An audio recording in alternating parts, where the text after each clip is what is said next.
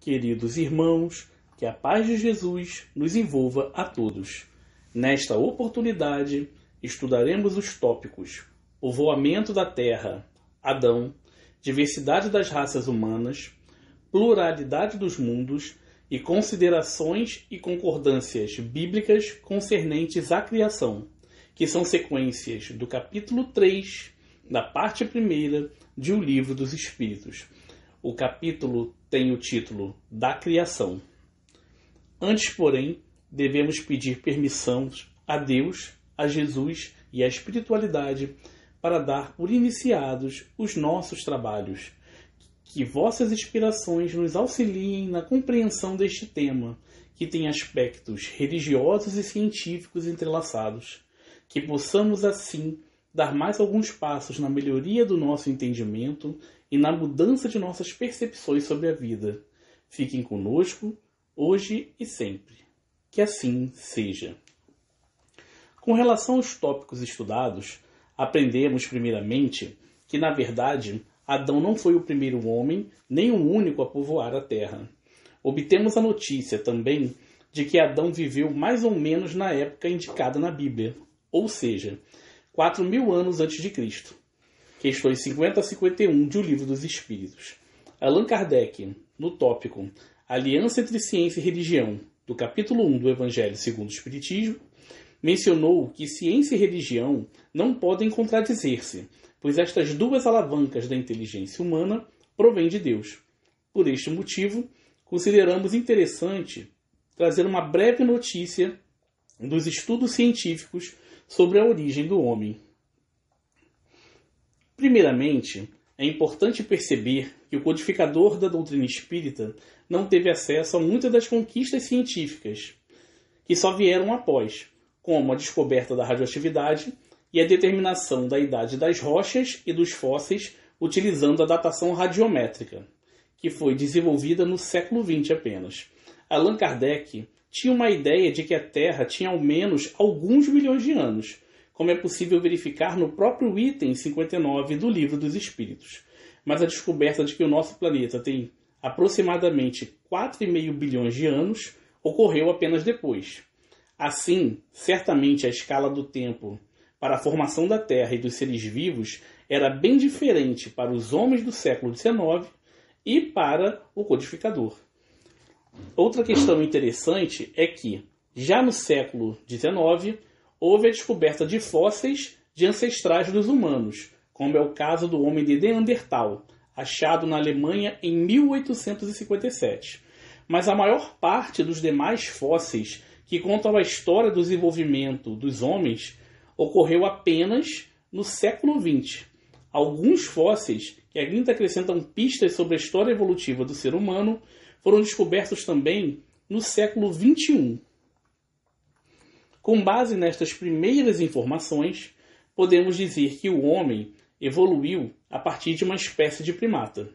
A espécie mais antiga de hominídeo, hominídeo ancestral do homem, que já foi encontrada, viveu há cerca de 7 milhões de anos. Alguns destes hominídeos, pertencentes ao gênero Australopithecus, viveram aproximadamente entre 4,2 e 2 bilhões de anos atrás, e já caminhavam sob 2 pés, ou seja, eles já eram bípedes como os seres humanos atuais. Posteriormente, surgiu o gênero Homo, por volta de mais ou menos 2 milhões e 500 mil anos atrás. E este gênero Homo teve diversas espécies, que foram, por exemplo, Homo habilis, Homo erectus, Homem de Neandertal, Homo sapiens arcaico, o Homo sapiens sapiens, que é o moderno, e dentre outras. Os Homo habilis, que viveram entre 2 milhões e 200 mil e 1 milhão e 600 mil anos atrás, já faziam ferramentas rudimentares de pedra lascada, e os Homo erectus, que viveram em mais ou menos de 2 milhões de anos atrás a 400 mil anos atrás, já produziam ferramentas mais elaboradas, como machados. Usavam e controlavam o fogo, os Homo erectus. E essa espécie, Homo erectus, surgiu na África e migrou para outro continente, possivelmente a Ásia e talvez até para a Europa. Os neandertais viveram na Europa e em parte do Oriente Médio.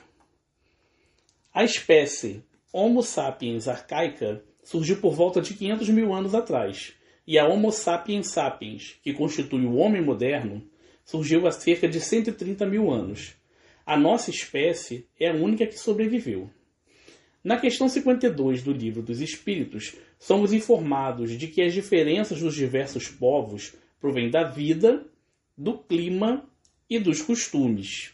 De fato, as diferenças físicas entre os diversos grupos surgiram das mutações, que são alteração no material genético, mutações essas adaptativas no processo de evolução do homem.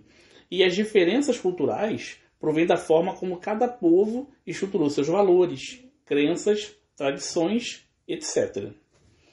Na questão 53, Allan Kardec estava interessado em saber se o homem surgiu em diversos pontos do globo.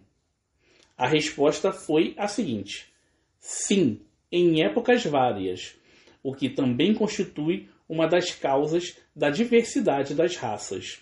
Depois, dispersando-se os homens por climas diversos e aliando-se os de uma aos de outras raças, novos tipos se formaram. Neste ponto, entendemos pertinente lembrar que os espíritos não nos dão uma resposta definitiva sobre questões científicas que o homem pode descobrir por si próprio. Assim, é interessante, a partir do questionamento mencionado acima, anteriormente, trazer uma ideia de como a ciência tem tratado o tema do surgimento do homem moderno. Há duas teorias mais importantes para explicar o aparecimento desse homem moderno. A primeira é a hipótese da origem única, segundo a qual os homens modernos evoluíram a partir de uma população dos Homo sapiens arcaicos, que surgiram na África por volta de 200 a 100 mil anos atrás. Este grupo de Homo sapiens arcaicos migrou para outros continentes e teria substituído, pouco a pouco, as outras espécies de hominídeos encontradas nestes continentes. Esta primeira concepção era possivelmente a mais aceita, porque é uma forte evidência genética que liga todos os seres humanos a uma mulher ancestral comum que viveu na África há cerca de 200 mil anos. A outra teoria que existe é a da evolução multirregional, segundo a qual as populações existentes em cada ponto do globo evoluíram pouco a pouco até chegarem às características dos homens modernos. Essas características apareceram em alguns grupos e o contato entre as diversas populações acabou por acarretar a miscigenação, o cruzamento desses povos diferentes com geração desses descendentes, e então houve a manutenção dessas características do homem moderno. Outras evidências mais recentes apontam que algumas populações humanas têm trechos de DNA que vieram da espécie Neandertal ou até de outro grupo de hominídeos. Isso indica que, na verdade, em vez de os Homo sapiens que saírem da África terem simplesmente substituído, destruído, competido com os outros povos, com os outros hominídeos, eles podem ter tido filhos híbridos, que são descendentes dessas espécies distintas, então com essas outras populações de hominídeos. E a permanência das características do Homo sapiens acabou por pouco a pouco ser predominante em relação aos demais grupos. Na questão 54 do Livro dos Espíritos, aprendemos que, ainda que a nossa origem não fosse a de um só indivíduo, nós devemos nos considerar irmãos. Todos os homens são irmãos em Deus, porque são animados pelo Espírito e tendem para o mesmo fim. Ponto relevante para a reflexão, neste momento, diz respeito ao fato de que, a partir de todo esse desenvolvimento biológico, surgiu então o homem, que tem um destino diverso dos demais seres vivos, pois é o único que abriga um espírito que pode ter consciência de si mesmo, questionar o sentido da sua existência e conhecer a Deus. Como foi mencionado na resposta da questão 592 do Livro dos Espíritos, o homem é um ser à parte, que desce muito baixo algumas vezes e pode também elevar-se muito alto. Pelo físico, é como os animais, e menos bem dotado que muitos destes. A natureza lhes deu tudo o que o homem é obrigado a inventar com a sua inteligência, para a satisfação de suas necessidades e para a sua conservação. Seu corpo se destrói, como o dos animais, é certo, mas ao seu espírito está assinado um destino que só ele pode compreender, porque só ele é inteiramente livre. Pobres homens que vos situais abaixo dos brutos, não sabeis distinguir-vos deles? Reconhecei o homem pela faculdade de pensar em Deus. No item 59 do Livro dos Espíritos, intitulado Considerações e Concordâncias Bíblicas concernentes à criação, o codificador, sem estar de posse das informações científicas acima referidas anteriormente, argumentou de forma contundente para demonstrar a correção das ideias sobre a criação fornecidas pelos espíritos e pela ciência da época, segundo as quais o desenvolvimento da Terra e o surgimento gradual dos seres vivos pelas leis da natureza ocorreu em alguns bilhões de anos e que Deus não se torna menos poderoso pelo fato de que a criação não ocorreu em 6 dias de 24 horas, como se poderia supor pela interpretação literal do livro bíblico de Gênesis, no capítulo 1, versículo 1, a capítulo 2, versículo 3. Allan Kardec, a partir das respostas dos espíritos, estudou a questão de Adão não ter sido o primeiro homem, nem a origem única da humanidade. O codificador também observou a cronologia bíblica, segundo a qual o mundo teria sido criado 4.000 anos antes da era cristã e que, conforme o livro de Gênesis, o dilúvio, supostamente universal, teria ocorrido por volta do ano de 1654, depois da formação do mundo. E ele estuda isso tudo para concluir que o fenômeno, colocado no texto das Escrituras como um grande cataclismo, que seria uma transformação de grandes proporções na costa terrestre, na verdade teria sido um evento de proporções menores, que não teria fulminado a humanidade. Como estudou posteriormente, no capítulo 9 da obra A Gênese, o dilúvio encontrado na Bíblia possivelmente ocorreu pelos variados relatos existentes em obras religiosas, obras sagradas do Oriente, como é o caso da lenda indiana, do livro dos Vedas, que tem muitas analogias com a narrativa bíblica referente à Arca de Noé. Kardec faz uma nota de rodapé para trazer esta história dos Vedas.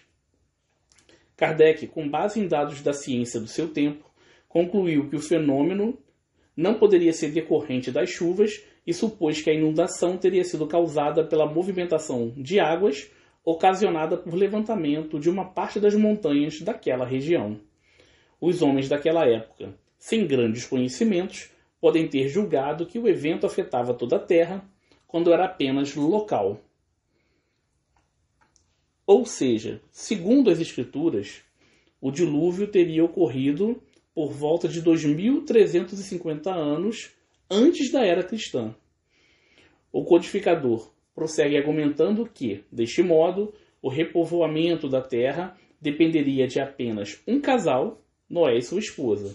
No entanto, quando os judeus emigraram para o Egito no século XVIII a.C., encontraram lá uma civilização bem adiantada, o que também acontecia na Índia e em outros lugares.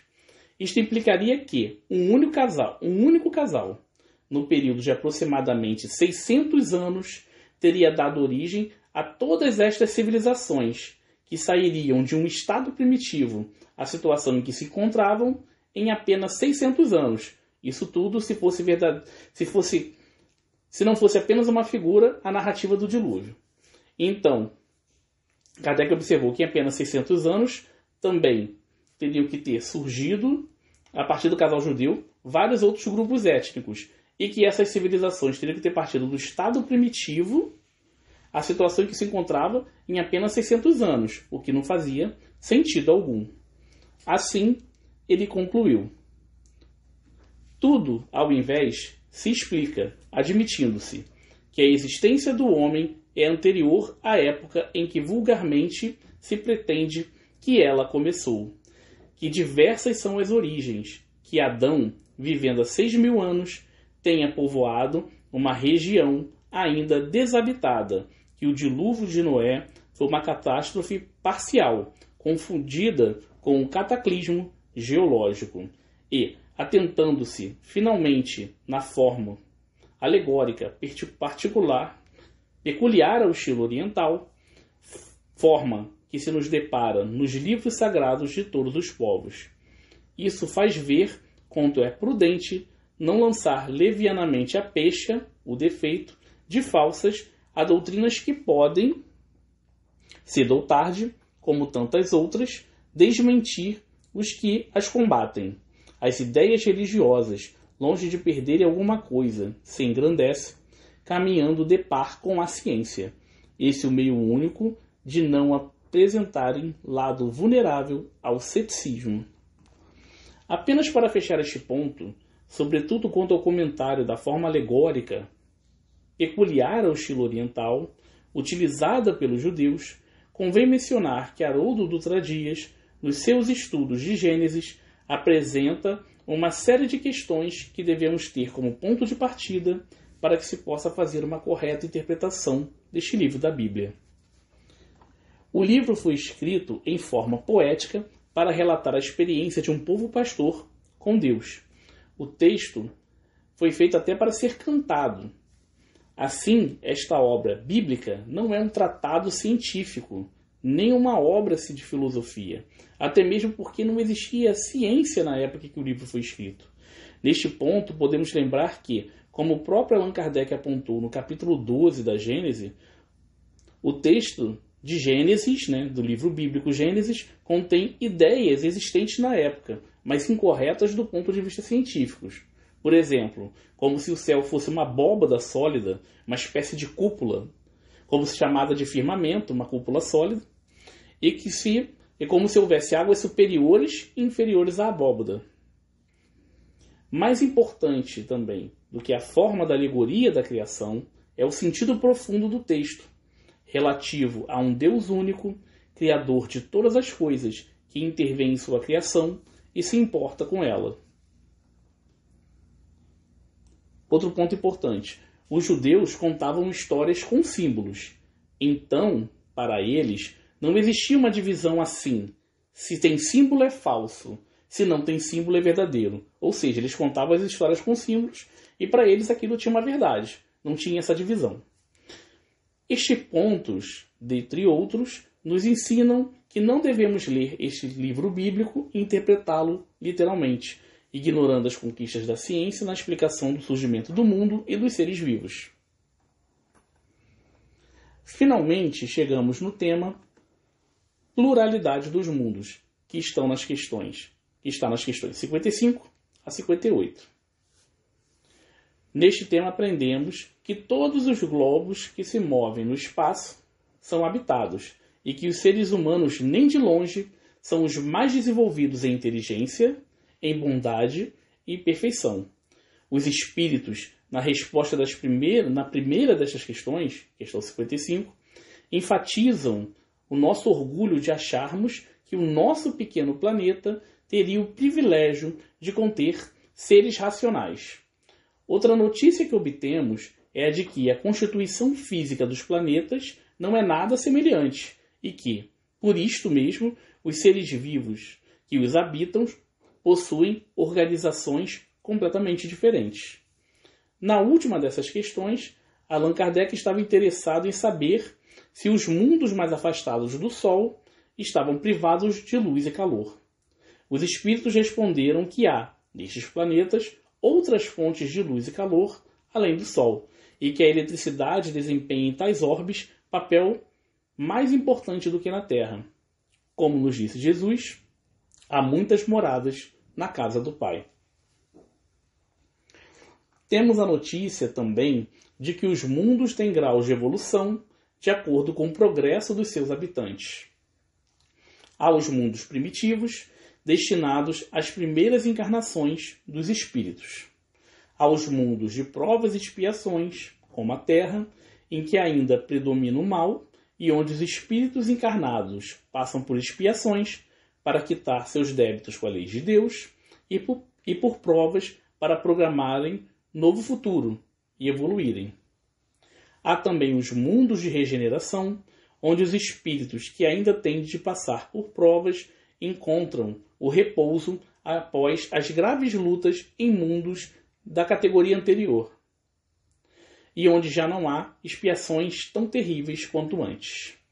Mundos felizes, onde habitam espíritos mais evoluídos, onde o bem venceu o mal. E mundos celestes, que são habitados por espíritos puros, perfeitos. Aprendemos também que, conforme o espírito progride, ele pode passar de um mundo para outro mais evoluído.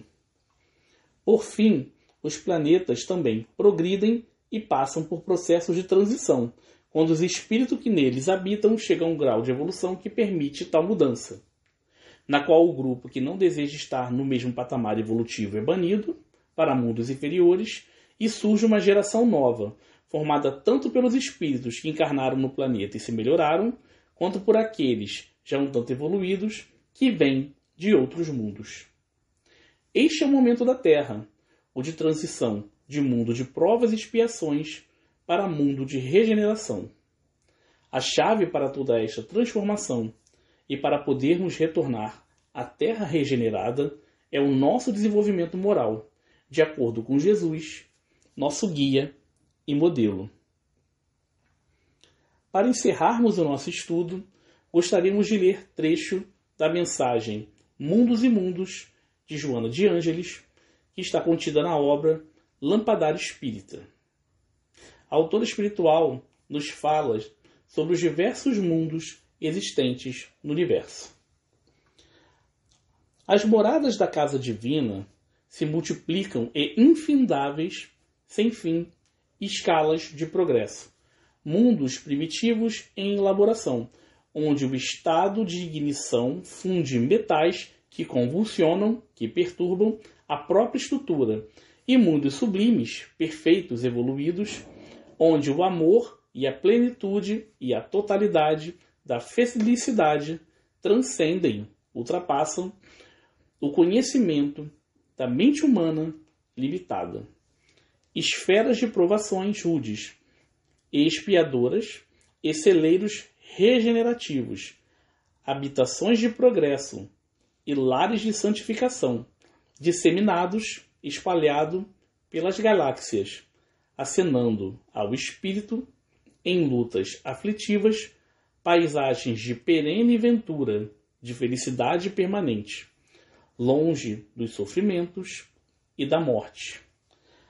A semelhança de países, cantões, unidades administrativas de regiões em certos países, cidades e aldeias de um mesmo continente, em que diversas escolas de progresso tecnológico, intelectual e moral se observam, os mundos dos espaços siderais são estâncias, moradias, habitações do reino de Deus, esperando por nós, viajantes, em marcha para a perfeição.